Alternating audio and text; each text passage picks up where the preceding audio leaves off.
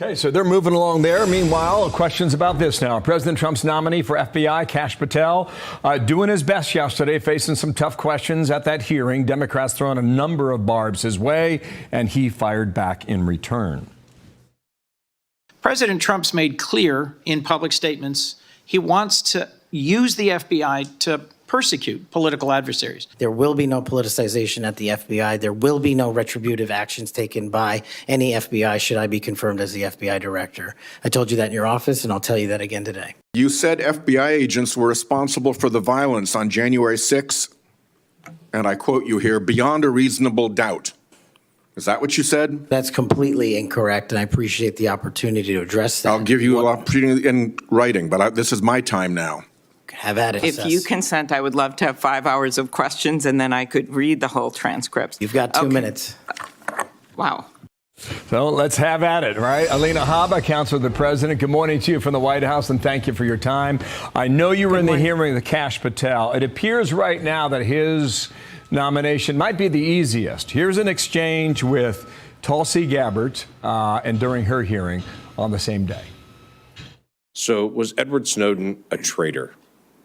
Senator, my heart is with my commitment to our Constitution and our nation's security. Ours too. Thank you. Yeah.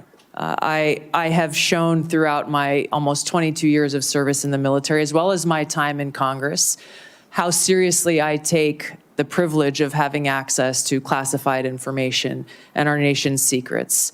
And that's why I'm committed, if confirmed as Director of National Intelligence, to join you in making sure that there is no future Snowden-type leak.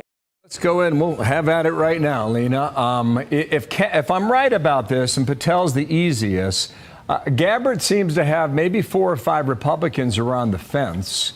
And RFK was really having a tough time with Senator Cassidy, the Republican from Louisiana. How do you see it? Do all 3 get through or not?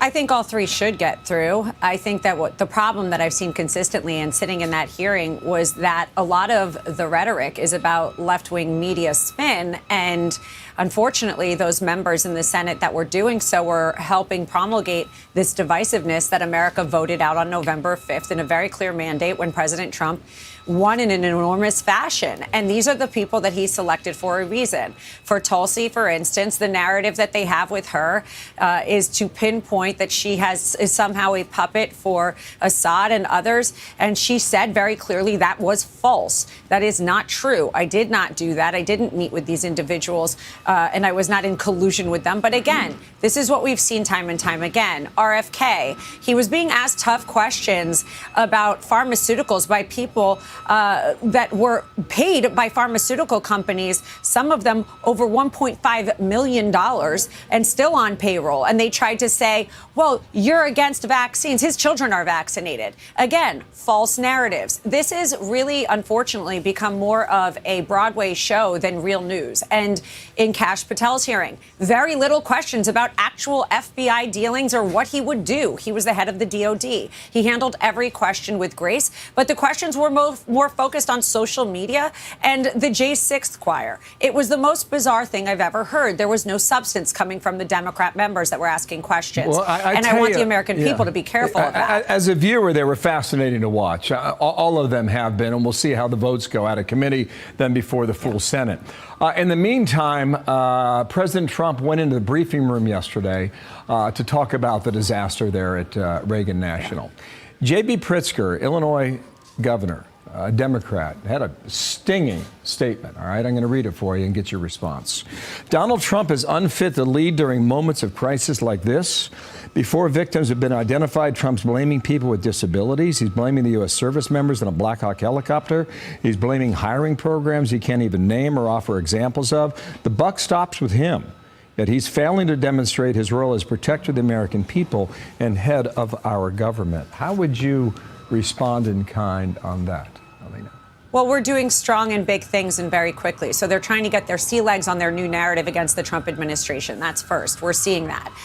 Let me discuss what President Trump said. He said 2 things that are not to be conflated, which I continuously hear being conflated. One is DEI is a major problem in this country. We had unqualified people hired through these programs, not on merit, but based on your race or checking a box. That is unacceptable. That's one thing he said. Now, what he said about this case was he was going to find out what happened with these planes. This tragedy is absolutely unacceptable.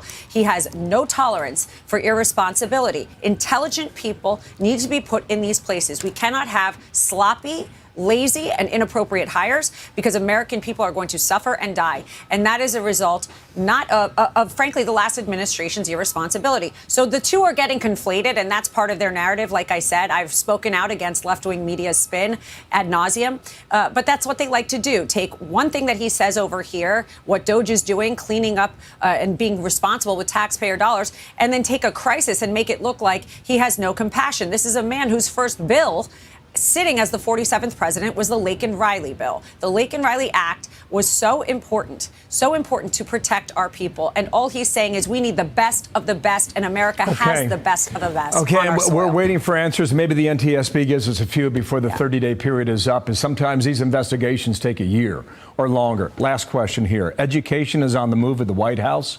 When is the hearing for Linda McMahon?